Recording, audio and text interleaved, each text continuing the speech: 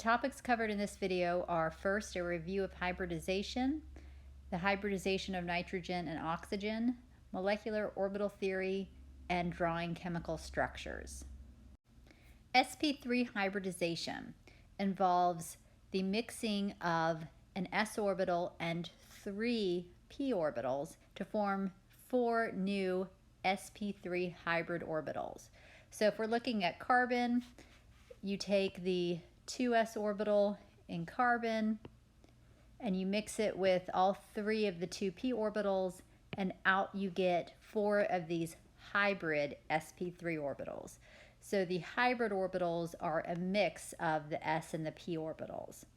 Whenever you have sp3 hybridization, you will always have 4 sp3 hybrid orbitals, because the number of orbitals that combine to be hybridized equals the number of hybrid orbitals formed. So if we mixed 3 p orbitals and an s orbital, that's a total of 4 orbitals. So we get 4 hybrid orbitals out. And again, this notation indicates you used 3 p orbitals and just 1 s orbital.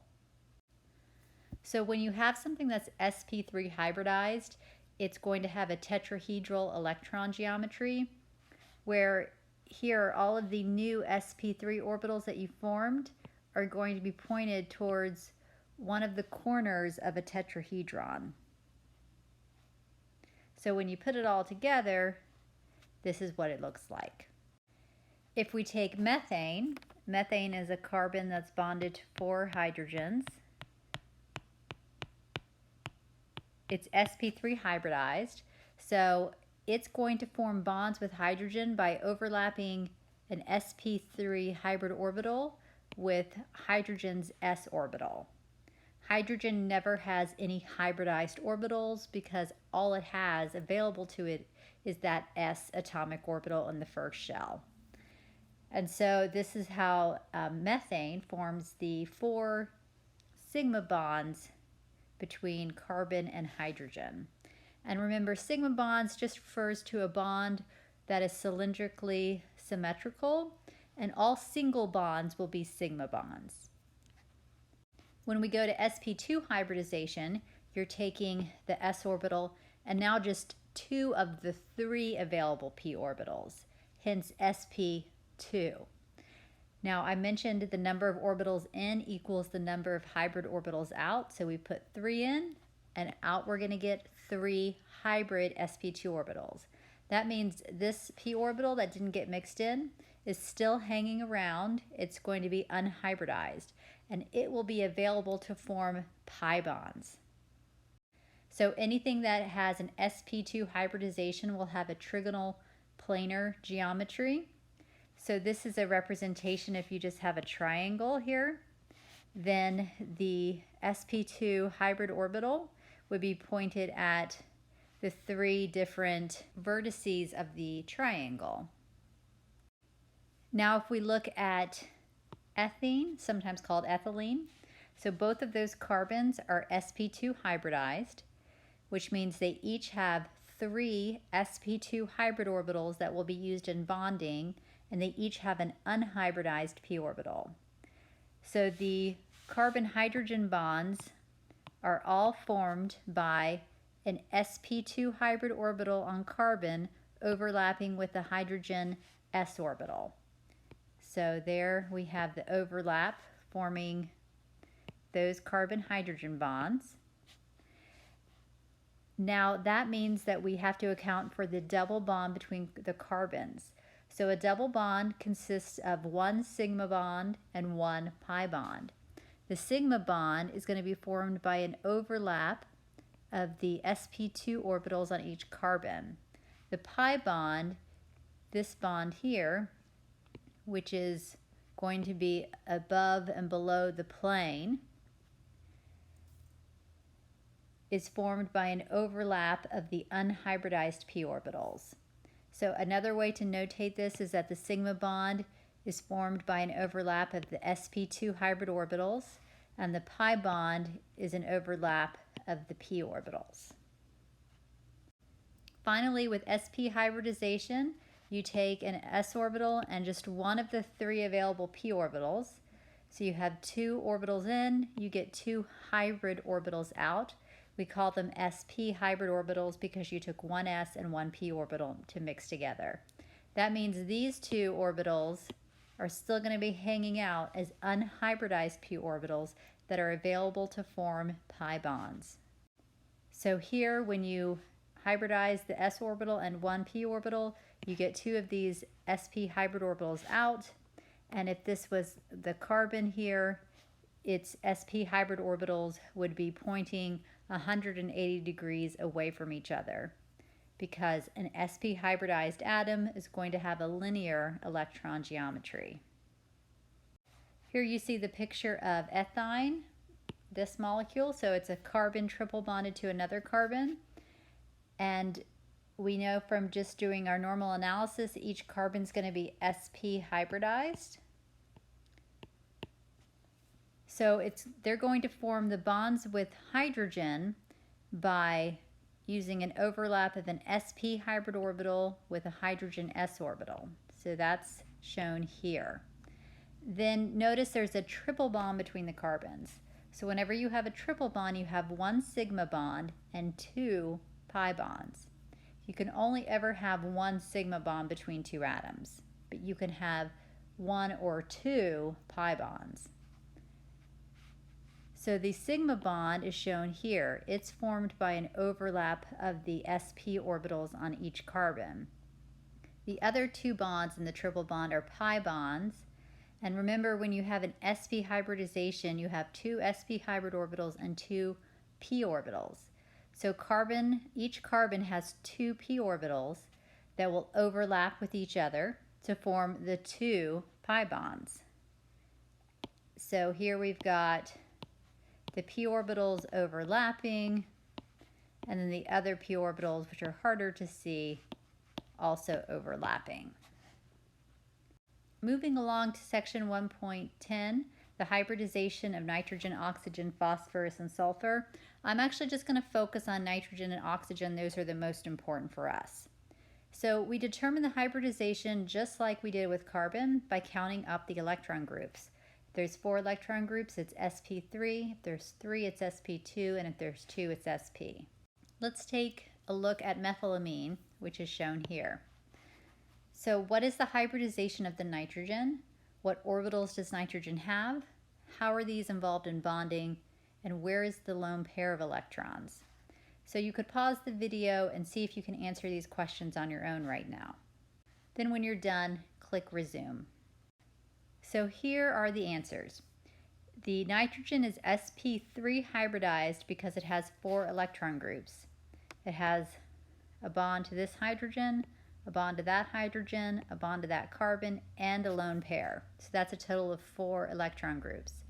Anything that is sp3 hybridized must have 4 sp3 orbitals. How are those orbitals involved in bonding? Well, 2 of the 4 sp3 orbitals overlap with the hydrogen's 1s orbital to form those nitrogen-hydrogen bonds. Then a third sp3 orbital on nitrogen overlaps with the carbon's over here sp3 orbital to form the nitrogen-carbon bond. And then finally, where is that lone pair of electrons? Well, they must be in an orbital, and the only option is that they're in an sp3 orbital.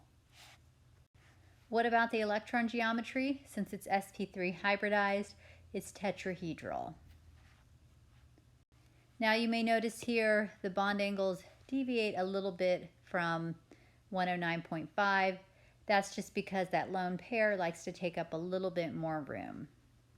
Now let's do another example with methanol, CH3OH, shown at the right here.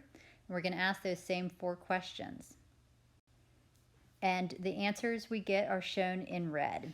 So oxygen has 4 electron groups, 2 bonds, and 2 lone pairs. So therefore it must be sp3 hybridized. If something's sp3 hybridized, it has 4 sp3 hybrid orbitals available, which also means it doesn't have any unhybridized p orbitals. How are those orbitals involved in bonding? Well, two of the sp3 orbitals are going to be overlapping with the carbon and the hydrogen to form those bonds. So an sp3 orbital overlaps with hydrogen's s orbital to form the OH bond here, and then the oxygen sp3 orbital overlaps with one of the carbon's sp3 orbitals to form this bond. Then what about those two lone pairs?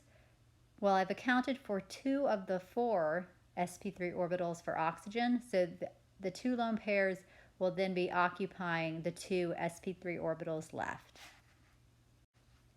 And what about the electron geometry? Again, it's tetrahedral because it's sp3 hybridized.